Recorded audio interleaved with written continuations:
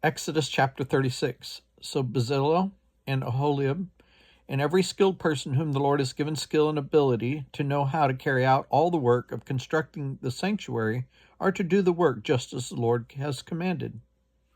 Then Moses summoned Bezalel and Aholiab and every skilled person to whom the Lord had given ability who was willing to come and do the work. They received from Moses all the offerings the Israelites had brought to carry out the work of constructing the sanctuary. And the people continued to bring freewill offerings morning after morning. So all the skilled workers who were doing all the work of the sanctuary left what they were doing and said to Moses, "The people are bringing more than enough for doing the work the Lord commanded to be done." Then Moses gave an order, and they sent this word throughout the camp: "No man or woman is to make anything else as an offering for the sanctuary."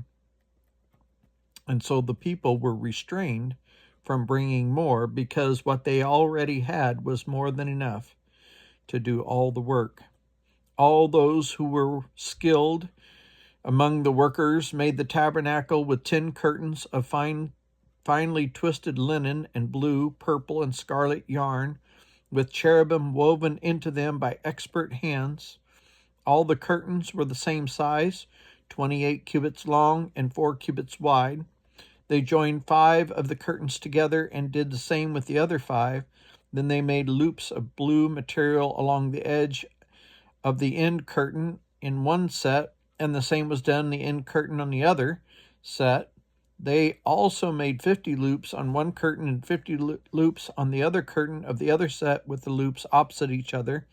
Then they made 50 gold clasps and used them to fasten the 2 sets of the curtains together, so the tabernacle was a unit. They made curtains of goat hair for the tent over the tabernacle, 11 altogether. All 11 curtains were the same size, 30 cubits long, 4 cubits wide. They joined 5 of the curtains into one set and the other 6 onto another set.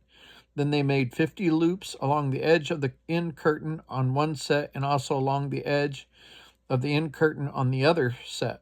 They made 50 bronze clasps to fasten the tent together as a unit. Then they made for the tent a covering of ram skins dyed red, and over that covering of the other durable leather.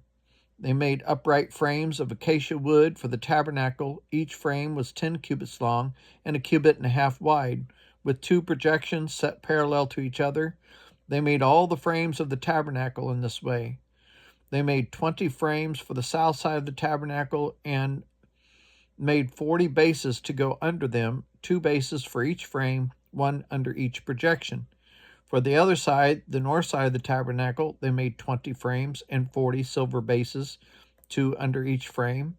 They made 6 frames for the far end, that is, the west end of the tabernacle, and 2 frames were made for the corners of the tabernacle at the far end. At these 2 corners, the frames were double from the bottom all the way to the top and fitted into a single ring. Both were made alike. So there were 8 frames and 16 silver bases, 2 under each frame. They also made crossbars of acacia wood, 5 of them, 5 for the frames on the one side of the tabernacle, 5 for those on the other side, and 5 for the frames on the west and at the far end of the tabernacle. They made the center crossbar so that it extended from end to end at the middle of the frames. They overlaid the frames with gold and made gold rings to hold the crossbars. They also overlaid the crossbars with gold. They made the curtain of blue, purple, scarlet yarn and finely twisted linen with cherubim woven into it by a skilled worker. They made 4 posts of acacia wood for it and overlaid them with gold. They made gold hooks for them and cast their 4 silver bases. For the entrance of the tent, they made a curtain of blue, purple, scarlet yarn and finely twisted linen, the work of an embroiderer, and they made 5 posts with hooks for them. They overlaid the tops of the post and their bands with gold and made their 5 bases of bronze.